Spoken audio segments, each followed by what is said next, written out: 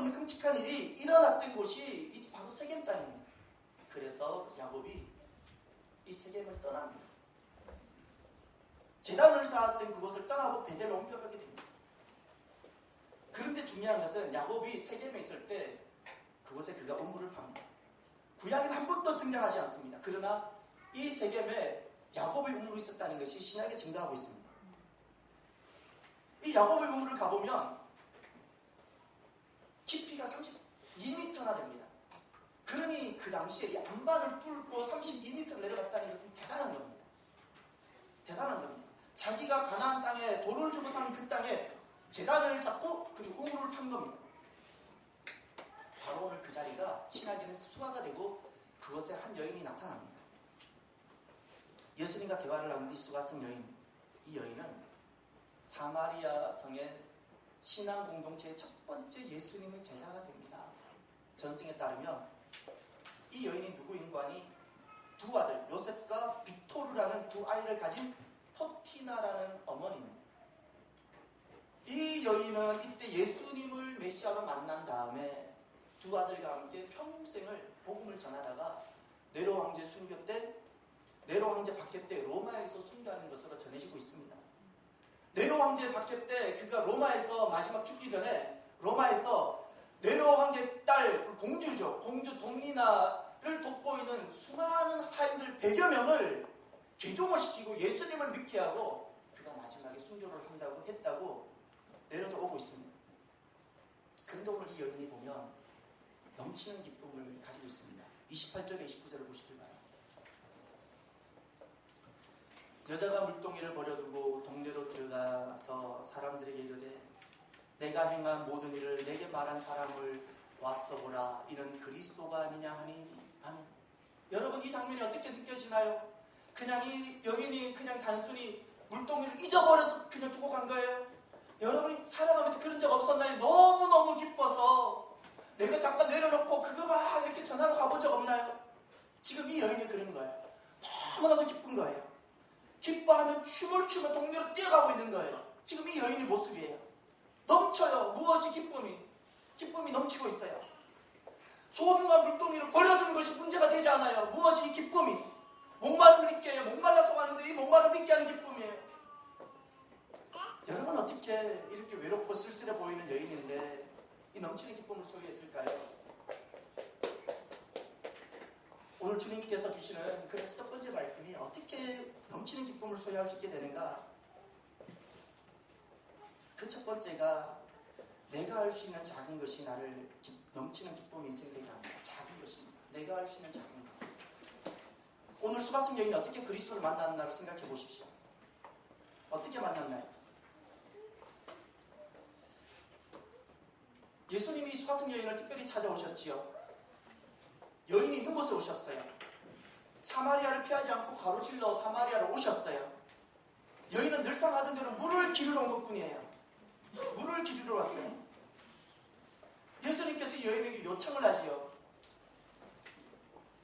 물 좀 달라 요청합니다.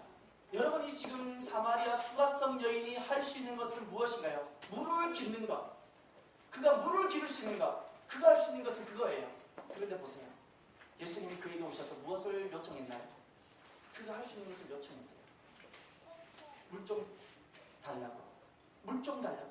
물을 좀 달라고. 왜 예수님께서 이 여인에게 물을 좀 달라고 그랬을까요?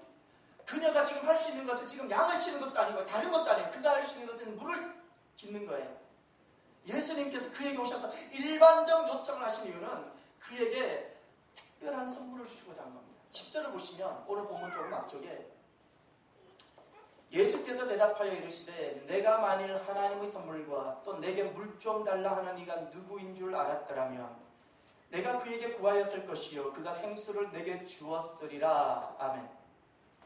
여기에 보면 예수님께서 그에게 그가 할 수 있는 물을 좀 달라고 했던 그 이유가 여기 나옵니다. 주님께서 그에게 무엇인가를 주시고자 나에게 요청하시는 거예요. 나에게 무엇을 요청하세요? 주님께서 나에게 무엇을 섬기라고 말씀하세요? 그것은 나를 공부하게 하고 나를 힘들게 하고 내 인생을 피곤하게 만들려고 하는 것이 아니라 나에게 정말 주님께서 무엇인가를 주시고 싶었어요. 그런데 그 주시고 무엇인가요? 그것은 그리스도께 주시는 바로 하나님의 선물입니다. 이 여인의 본질적인 문제가 무엇일까요? 이 여인은 도대체 무엇이 문제일까요? 남편이 문제인가요? 사람들은 그렇게 생각하죠.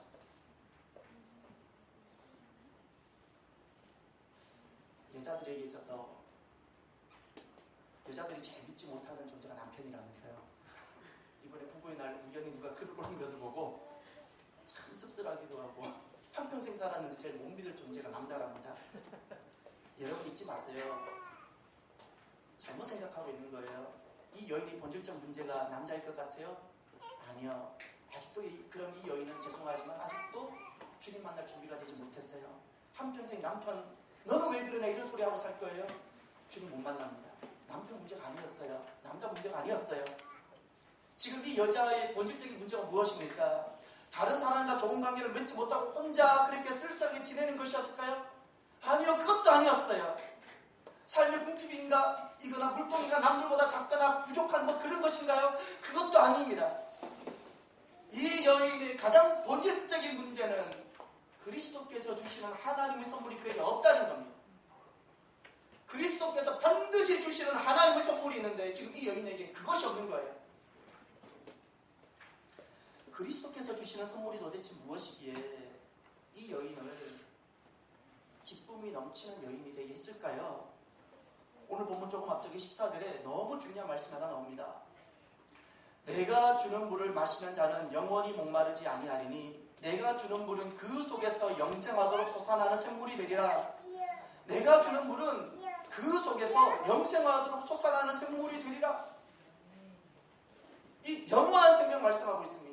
여러분 오늘 이 말씀을 대하면 우리가 떠올라야 되는 말씀이 하나 있습니다. 요한복음 7장으로 넘어가시면 오늘 이 말씀을 딱 접하면 수바성 여인에게 하셨던 이 말씀이 또 말씀 딱 접하면 우리에게는 무엇이 떠올라야 되는 거 아니에요? 요한복음 7장 37절을 보십시오. 요한복음 7장 37절부터 보시면 동일한 말씀이 나옵니다. 초막절이었습니다. 명절 끝날 때입니다. 제가 읽겠습니다.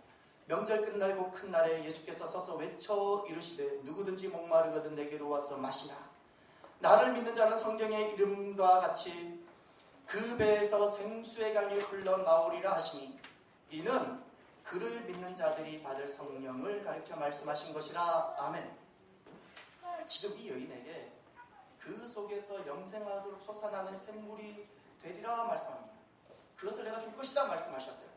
그 주님께서 주신다는 물이 무엇인가요? 그 요한복음 7장이 말씀하고 있습니다. 성령입니다. 누가복음 11장 13절에 너희 하늘 아버지께서 구하는 자에게 성령을 주시지 않겠느냐 말씀합니다. 그리스도께서 주시고자 우리에게 찾아오셔서 내가 할 수 있는 그 작은 것을 요청하시는, 그래서 우리 그리스도께서 주시고자 하시는 하나님의 선물이 무엇인고 하니 성령님이십니다. 사람에게서 성령님이 떠나고 나니까 사람이 고깃덩어리가 되는 겁니다. 육체가 되는 겁니다. 사람이 몸이 허약하기 때문에 고깃덩어리가 되는 것이 아니고요. 성령님이 떠나니까 사람이 아닌 거예요. 사람을 사람 되게 하는 가장 본질적인 것은 지식도 아니고 건강함도 아니고 외모도 아니고 사람을 가장 사람으로 되게 하는 본질적인 것은 성령님입니다. 성령님이 오시야 비로소 사람이 됩니다. 구원이라는 것은 제사함을 받고 성령님을 그리스도께서 주시는 하나님의 선물인 성령님을 선물로 받는 것, 이것이 구원입니다. 구원입니다. 그런데 놀라운 사실이 있습니다. 성령님이 오시면 모든 것이 회복되어져요. 이 여인에게 지금 남자가 문제가 아니고요. 성령님이 없어서 문제예요. 하나님이 주신 성령님이 없으니까 문제인 거예요. 이 여인에게 성령이 오고 나면 모든 것이 회복되어져요. 모든 것이 가능해져요. 믿음과 소망과 사랑이 충만해져요. 그러니 기쁨이 넘쳐요. 여러분, 우리는 기뻐하는 정도가 아니고 기쁨이 넘치는 존재가 되어져야 되는 거예요. 이런 이야기를 실화를 들었습니다. 평생 이 사람은 예수님을 안 믿을 줄 알았대요. 친척이에요. 아무리 예수님을 전해도 이 사람은 자기 의도 강하고 자기 생각도 강해서 이 사람은 진짜 예수님 안 믿을 줄 알았는데 어느 날 보니까 기도 생활을 얼마나 열심히 하시는지. 더 놀라운 것은 어릴 때부터 그렇게 신앙생활한 나도 잘 안 되는데 성경 말씀 어떻게 그렇게 줄줄줄 외우고 있는지 너무 놀라서 물어봤대요. 아니 어떻게 그런 말씀을 줄줄줄 외우고 기도 생활을 그 새벽부터 일어나서 그렇게 열심히 하시냐고. 평생 예수님 그 사람만큼 안 믿을 줄 알았더니 그분 입에 하시는 말씀이 성령을 받았어. 왜 이렇게 되는지 나도 몰라. 딱 두 마디 하셨어. 성령을 받았다는 거예요. 여러분 신앙생활은 신비입니다. 아세요? 이성을 아는 것이 신앙생활 아니에요. 이성에서 영성으로 넘어가지 않으면 신앙생활이 아니고 죄송하지만 교회생활이요 종교생활입니다. 신앙생활은 절대적으로 내가 성령을 받고 성령님께서 내 안에 신비롭고 나도 나를 알지 못하는 역사가 일어나는 거예요. 새로워지는 거예요. 모든 것이 가능한 거예요. 넘쳐요. 이것이 신앙생활이에요. 이런 역사가 시작이 어떻게 되는 거 아니? 주님께서 나에게 오셔서 요청하는 것이 있어요. 이 놀라운 성령님의 새로운 삶이 시작이 주님께서 오시는데요. 오셔서 나와 접촉점을 주님 맺으세요. 근데 그 접촉점은 내가 할 수 있는 아주 작은 거예요. 너 물 뜰 수 있느냐? 나를 위해서 물을 좀 떠줄 수 있겠느냐라는 거예요. 너 피아노 칠 수 있느냐? 나를 위해서 피아노 좀 쳐줄 수 있겠느냐? 그 작은 주님의 부름에 그대로 이해할 때 주님 왜 그것을 요청하실까요? 그것이 필요한 것이 아니고 주님께서 주시고자 무엇을? 그리스도께서 주시는 하나님의 선물인 성령님을 주시고자 나에게 내가 할 수 있는 그 작은 것을 요청하세요. 주님이 요청하시는 그 작은 것에 예하고 순종해서요. 이 넘치는 하나님의 선물인 성령님 주시는 넘치는 기쁨이 가득하기를 바랍니다.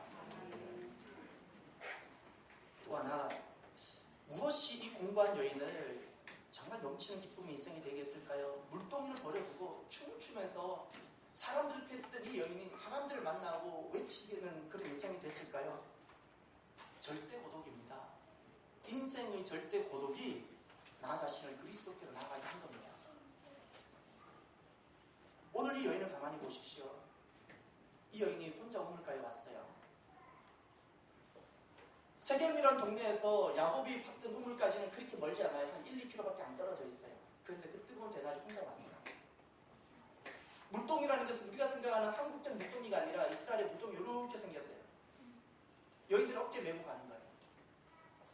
그걸 두고 혼자 왔어요. 다른 사람과 함께 하는 것이 어려워요.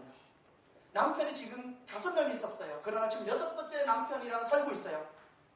자, 이제 이 여인 무엇이 느껴지나? 공허하지 않습니까? 많은 곁에 사람을 둬봤지만 공허합니다. 공허함을 느끼는 이 고독한 심령입니다. 일본 작가 아키나가 노부유키라는 분이 그 고독한 엄마가 아이를 잘 키운다는 고독을 이야기를 했어요. 우리는 왜 자녀들이 혼자 놀고 있으면 부모로서 괜히 걱정이 앞서잖아요. 어떻게든 친구를 맺어주고 친구 살 집어넣고 막 그러잖아요. 그러나 잊지 말아야 됩니다. 인생을 살아가는데 혼자 노는 시간이 얼마나 중요한지 모릅니다. 혼자 있는 시간이에요. 이 아키나가 노부유키가 혼자 논다는 것에 대해서 이야기를 했어요. 혼자 논다는 것, 고독이라는 것은 한 가지 놀이에 집중하는 거라는 거예요. 집중하는 거예요. 한 아이가, 어린아이가 성장하기 위해서 꼭 필요한 단계라는 거예요. 무슨 단계? 혼자 노는 단계. 한 가지에 집중해서 노는 단계가 꼭 필요하다는 거예요. 어릴 때 혼자 놀지 못한 아이, 어릴 때 한 가지에 집중해보지 못한 아이는 성장해서도 다른 친구들과 어울리지 못한다는 겁니다. 아이가 정말 친구들과 잘 놀기 위해서는 반드시 혼자 놀아본 경험이 있어야 돼요. 혼자 놀아본 경험. 주변에 우리 모습들을, 이미 다 성장한 우리 모습들을 보면 고독을 두려워하는 사람들을 쉽게 찾아볼 수 있을 것 같아요. 혼자 있는 것이 싫고 두려워서 그냥 안절부절해요. 이 혼자 있는 것을 어떻게든 극복해보려고 휴대폰으로 장시간 통화도 해보고 SNS를 통해가지고 수많은 온라인상에서 소통도 하고 혼자 있는 것이 두려워요. 어떻게든 혼자 있는 것을 피해보려고 해요. 왜 그럴까요? 집중하지 못하고 있어요. 형식적으로 오가고 있어요. 이 모든 인간관계. 왜 그럴까요? 혼자 있어 본 적이 없어요. 죄송하지만 그렇게 만나는 인간관계는요, 공허할 뿐입니다. 늘 비상적으로 사람을 만나죠. 단 한 번도 사람들 앞에서 자기 마음을 열어본 적이 없어요. 본인이 진솔하게 자기 자신의 마음을 물고 본인이 본인을 본 적이 없는 거예요. 자신의 내면을 본인이 진지하게 본 적이 없어요. 그러니 다른 사람을 만나도 자기 마음을 열지 못하는 거예요. 고독이라는 것은 소통과 대립되는 관계가 아니에요. 고독이라는 것은 홀로 자신에 대해서, 자신의 삶에 대해서 시간을 쏟는 집중이 고독이에요. 그 무엇으로부터도 도움도 받지 않고 방해받지 않는 순수한 시간이 고독이에요. 이런 순수한 시간을 통해서 비로소 내가 누군지를 정확하게 직시하는 거예요. 자기 실존을 알거든요. 전에는 고독을 피했기 때문에 자기 자신을 자기가 정확하게 본 적도 없어요. 자기가 대충 생각하는 자기로 기억하고 있었습니다. 남에게 그 무엇도 의존되지 않는 자아를 볼 수 있어야 돼요. 그럴 때 비로소 자기 자신의 진정한 목적과 인생의 목적과 의미를 알게 되고, 그리고 그 속에서 자기를 긍정하는 힘이 나오게 됩니다. 그리고 그것이 다른 사람과 소통도 하게 되어지는 거예요. 이것이 바로 고독의 힘입니다. 고독의 힘. 이것을 고독력이라고 합니다. 그러나 인생이 진정으로 고독의 힘을 어디서 경험하는 거니? 절대 고독입니다. 절대 고독. 절대 고독이라는 것은 나 자신을 보면서 조금도 희망을 갖지 못하는 거예요. 사도 바울이 경험했죠. 아, 오라 나는 공고한 자로다. 이 사망의 몸에서 누가 나를 건져내랴. 여러분 죄송하지만 여러분 자신에게 아직 희망을 걸고 있어요? 사도 바울이 이 고백을 했을 때, 로마서 7장에서 이 고백을 했을 때 그는 노사도였고요. 수많은 삶의 경험을 했고요. 다메섹에서 주님을 만났고요. 삼층천을 경험한 사람이고요. 죽은 자를 살렸던 사람이고요. 사도 바울만큼 많은 기적을 일으킬 사람이 있나요? 그런데 그가 그 노사도 때 무엇이라 고백하는지 아세요? 한마디로 말하면 정말 나는 나를 믿지 못하고 나에게 소망을, 나에게 조금도 희망을 가질 만한 존재가 되지 못한다고 고백했어요. 절대 고독입니다. 사도 바울이 고백하는 절대 고독이라고요. 루터가 언제 바뀌어서 신부의 삶을 살기 시작했나요? 언제 주님께 돌아오게 됐나요? 젊었을 때입니다. 정말 친한 친구랑 길을 걸어가다가 벼락이 떨어졌는데 떨어진 벼락이 옆에 가는 친구가 맞아버린 거예요. 자기 옆에서 친구가 죽어가는 것을 봤어요. 죽음이라는 것. 죽음이라는 것을 직면하면서 그가 인생은 절대 고독을 만납니다. 절대 고독을 통해서 그가 주님께 나오는 거예요.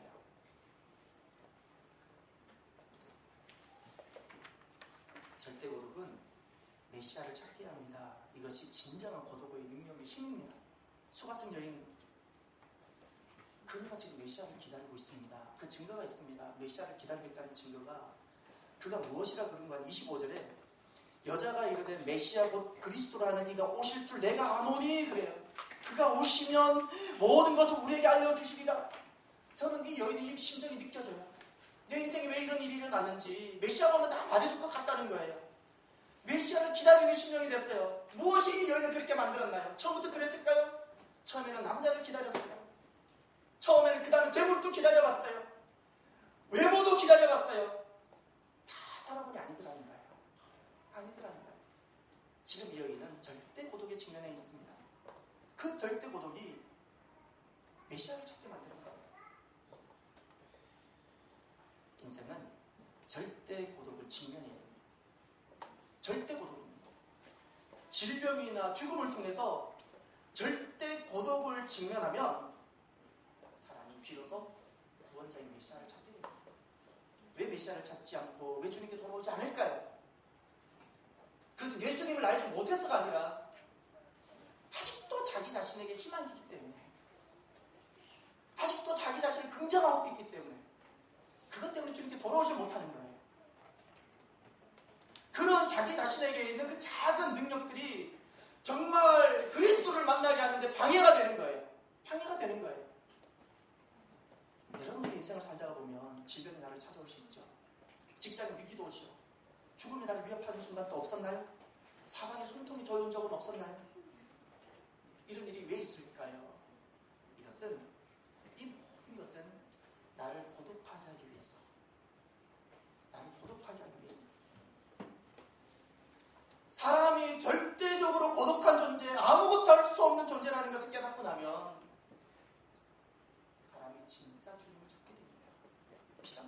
만나는 거 말고요. 정말 주님을 만나게 되고 찾게 됩니다. 세상의 모든 것이 끊어져야 돼요. 연이 끊어져야 돼요. 도움이 끊어져야 돼요. 끊어져야 돼요. 여러분, 하나님께서 나를 기다리시는 곳이 어딘지 아세요? 광야입니다. 광야는 사람으로부터 도움 받을 것도 없어요. 내가 무엇을 노력한다고 이루어질 수 있는 것도 없어요. 광야는 인생을 철저하게 고독하게 만드는 곳이에요. 그것은 하나님만 역사하는 땅이에요. 하나님 기다리시는 곳이 바로 광야입니다. 여러분, 살아가면서요, 우리 고독해지는 것이 많이 두려운데, 아니요! 고독한 순간을 두려워하지 마시고요, 그 시간 우리가 주님 앞으로 나아가는 시간을 삼았으면 좋겠어요. 제 인생에 있어서도 제가 이 길을 걸어가는, 제 인생에 앞으로 어떤 어려움이 있어도 제가 이 길을 그대로 또 걸어가는 이유가, 지난날 제 인생에는 절대 고독이 있었기 때문에, 절대 고독이 있었기 때문에 제 인생에 이런 일이 있고 저런 일이 있어도 아무렇지 않게 걸어가요. 아프기는 하죠. 눈물도 날 수 있어요. 그냥 걸어가요. 왜 그렇죠? 절대 고독이 나의 주님을 만나기 때문에. 함께 사는 것보다 더 중요한 것이 있어요. 옆에 있는 그와 함께 사는 것보다 더 중요한 것이 있는데, 나를 하나님 앞에서 홀로 단독자로 하나님 앞에 서게 하는 거예요. 절대 고독입니다. 그것을 단독자라 불러요. 그리고 세 번째, 이 수가성 여인이 매우 고독한 인생인데 지금 넘치는 기쁨을 경험하고 있어요. 이 넘치는 기쁨이 이 여인의 삶을 어떻게 변화시켰을까요? 이 여인을 가만히 보니 기쁨이 흘러 넘쳤어요. 그 증거가 무엇인가요? 오늘 본문에 보면 28절, 28절과 29절은 우리도 기쁜 마음으로, 기쁨이 넘치는 마음으로 같이 읽었으면 좋겠어요. 28절, 29절. 여자가 물동이를 버려두고 동네로 들어가서 사람들에게 이르되 내가 행한 모든 일을 내게 말한 사람을 와서 보라. 이는 그리스도가 아니냐 하니. 아멘. 지금 이 여인의 넘치는 기쁨이, 흘러 넘치는 기쁨이 느껴지나요? 와서 보라. 이는 그리스도가 아니냐? 이 흘러 넘치는 기쁨이 저만 느껴지는 건 아니죠? 이 여인이 지금 주체할 수 없는 기쁨이 있는 거예요. 감당할 수가 없어요. 여러분, 주님이 나를 찾아오세요. 내게 있는 그 작은 매개를 가지고 물 하나 뜰 수 있는 그 작은 하찮은 것을 통해 가지고 나에게 오세요. 그리고 나를 철저하게 고독하게 한 다음에 나를 하나님 앞에 서게 하세요. 그리고 하나님이 선물이신 성령님을 주세요. 그리고 나면, 성령님이 오시고 나면 내 인생이 넘쳐요. 충만해져요. 기쁨의 사람이 아니고 기쁨이 넘치는 인생이 돼요. 사랑의 사람이 아니고 사랑이 넘치는 사람이 돼요. 성령님이 오시면 성령님 안에 있는 그 풍부함이 나의 풍부함이 되어지는 거예요. 나의 풍부함. 여러분, 넘치면 어떻게 될까요? 넘치면 흐르지요. 저는 그래서 우리 교회 이름이 너무 좋아요. 뭐가 흘러요? 넘치니까 흐르는 거예요. 아멘. 여러분, 우리 가정에 이렇게 다 넘치시기를 바래요. 넘쳐야 돼요. 에스겔 47장에 보면 성전 문지방으로부터 흘러나온 물이 어떻게 돼요? 왜 계속 흘러요? 넘치니까. 계속 흐르는 이유는 넘치니까 흐르는 거예요. 넘쳐요. 넘치니까 발목을 적시더라고요. 계속 더 넘쳐요. 허리를 적시더라고요. 더 넘쳐요. 이제 수영을 해야 돼요. 그만큼 큰 강을 이루었어요. 넘치는 이것이 가는 곳마다 살려요. 넘치기 전에는 그것이 나에게 필요한 거고요. 넘치는 것이 이웃을 살리는 거고 세상을 살리는 거예요. 우리 그리스도인은 넘치는 존재예요. 왜냐하면 세상을 우리에게 맡겨주셨기 때문에. 하나님께서는 교회와 그리스도인 가정에게 넘치게 하세요. 넘치게 하세요. 우리가 신앙생활을 하는 데 있어서 주님께서 요구하신 여러 가지 증인의 삶이나 말씀의 삶이나 기도의 삶, 이것이 우리가 이렇게 익숙하지 않고 충분하지 못한 것은 내 안에 나를 충만히 나를 적시는 이것이 넘치지 못하기 때문에. 수가성 여인이 언제 제자훈련을 받았기 때문에 그 동네에 들어가서 와서 보라 그리스도이다 이렇게 외치나요? 넘치면. 여러분, 언제 우리가 여인이 출산을 하는 법을 배웠기 때문에 출산을 하나요? 넘치니까. 저와 여러분이 이 성령 충만하여 흘러 넘치는 심령이 되시기를 바랍니다. 넘치는 것이 생명을 살려요. 넘치는 것이, 넘치기 전에는 나만 필요한 거고요. 넘쳐야 생명을 살리는 거예요. 정말 큰 기쁨은요, 넘치기 전까지 그냥 내 안에 이렇게 차랑차랑하게 있는 그것이 아니고 넘쳐서 주는 기쁨입니다. 그리스도가 주시는 기쁨, 이 흘러 넘치는 기쁨, 와서 보라 외칠 수 있는 기쁨, 이것이 진짜 큰 기쁨입니다. 다음 주일은 어떤 주일일까요? 이웃과 함께 드리는 예배, 이웃 초청 잔치가 있는 주일입니다. 이번 한 주간이 그리스도께서 나에게 주시는 하나님의 선물인 이 성령님이 주시는 기쁨이 흘러 넘치는 한 주간이 되시길 바랍니다. 흘러 넘치는, 내 안에 도무지 가두어둘 수 없어서 넘치는 거예요. 가장 사랑하는 이들에게 이 기쁨이 흘러가는 한 주간이 되시기를 주의 이름으로 축원합니다. 기도하겠습니다. 이 시간 하나님께서 나에게 품게 하시고 내 가슴에 담게 하실 나의 기쁨이 흘러 넘쳐가 있는 심령을 가슴에 새기시길 바랍니다. 그분을 위해서 이 시간 먼저 한번 기도하는 시간을 가졌으면 좋겠습니다. 기도합시다. 우리 하나님 아버지 감사합니다.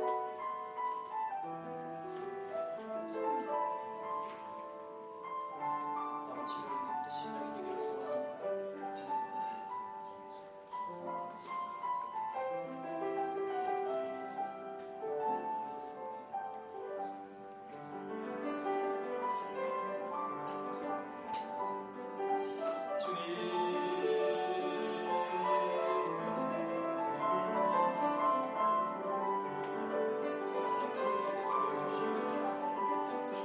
그리스도께서 우리에게 주시는 하나님의 선물이 이 넘치는 기쁨이, 넘치는 사랑이, 이 기쁨이, 이 사랑이 넘쳐 흐르게 하옵소서. 넘쳐 흐르게 하옵소서. 흘러가게 하옵소서. 나만 적시는 것이 아니라 하나님 주변에, 내가 서 있는 이 주변에 흘러 넘쳐서 생명을 살리고 죽어가는 것을 살리고 아픈 것을 살리는 하나님 놀라운 생명의 역사가 주여 있게 하여 주시옵소서.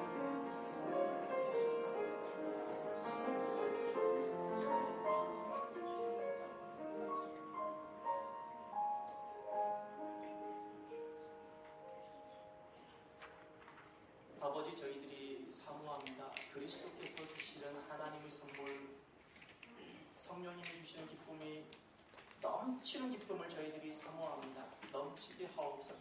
그리스도 안에 있는 이 풍성함을 우리가 누리고 이것이 넘쳐서 내가 서 있는 땅 주변을 살려내는 우리들이 주여 되게 하여 주시옵소서. 예수님 이름으로 기도드립니다. 아멘. 찬송가 185장 찬양드리며 드려진 예물 공헌합니다.